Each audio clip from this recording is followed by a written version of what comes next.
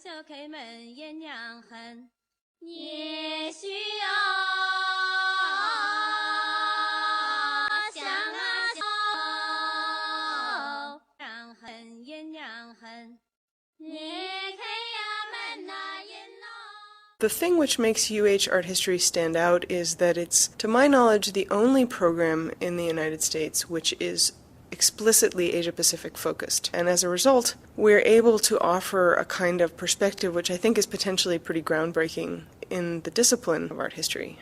This exhibition showcases the collection of a Taiwanese collector, Mr. Franklin Huang, who's been collecting these pieces since the 1980s. It's one of the best quality exhibitions of this kind of material that I've ever seen and that anyone is likely to see. Mr. Huang's collection contains about 12,000 pieces, of which several hundred are on exhibition here. I want to say something like 500 pieces are on exhibit here.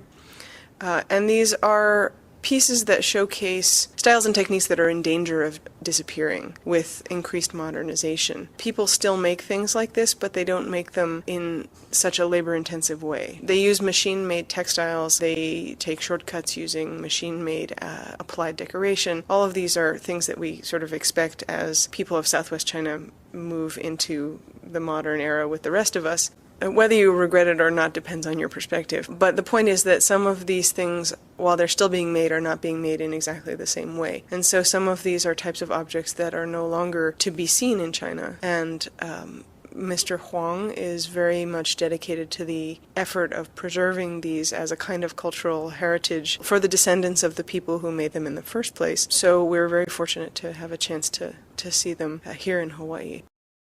The exhibition begins with work that's produced by ethnic minority groups that live in close proximity to the Han majority. And so what you see is going to look very familiar to anybody who's at all familiar with traditional Chinese dress. You see women's upper garments with an asymmetrical closure, with these kind of knotted buttons, with embroidered designs that follow the edge of the asymmetrical closure down to the side with cloud patterns. There's even a cutout and appliqued cloud collar laying over the upper garment on display. All of these are things which are familiar from traditional Chinese costume of the late Qing and early Republic of China period, and they're the kinds of traditional Chinese costume that might have been seen around Hawaii as well in the 19th and early 20th centuries.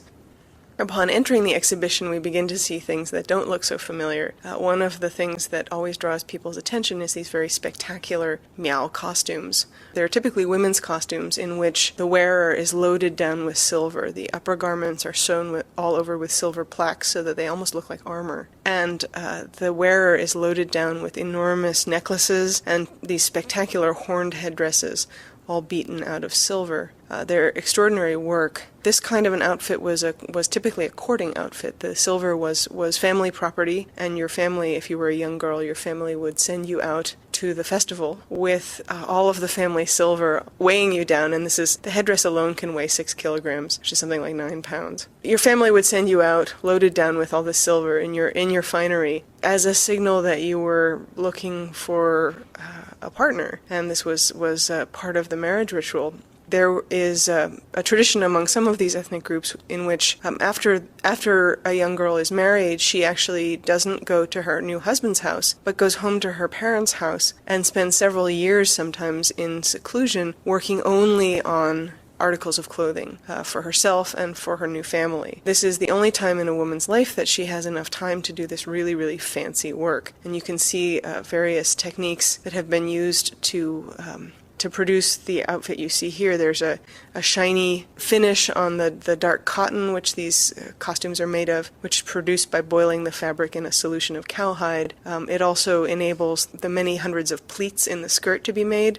The treatment of the fabric with a cowhide solution makes it possible to make those pleats permanent, basically cook them into the fabric. So there's quite a lot of work just treating the fabric before you get into the embroidery and the stitching and the pleating and all of the construction work that's done. It's a really extraordinary amount of work.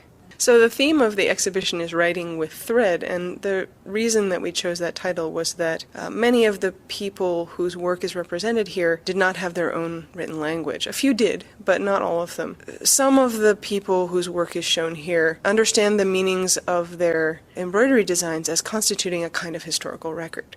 So in other words, they use embroidery patterns on their clothing to record important events of their history, and hence we have the title Writing with Thread. The classic example is of the, again, Miao garments with large square motifs on the backs, which are explained by the people who made them as representing a map of the city which the Miao occupied in ancient historical times, before being driven south by the expanding Han Chinese state. There's a saying, apparently, that the Miao carried the city on their back, that when they were driven out of this walled city, they stood and looked back at it and thought, we'll never return here again, but we can carry our history with us. So that's the local explanation for this kind of motif on the back of a garment, and that's why we understand at least some of the work that we see here as being a kind of historical record.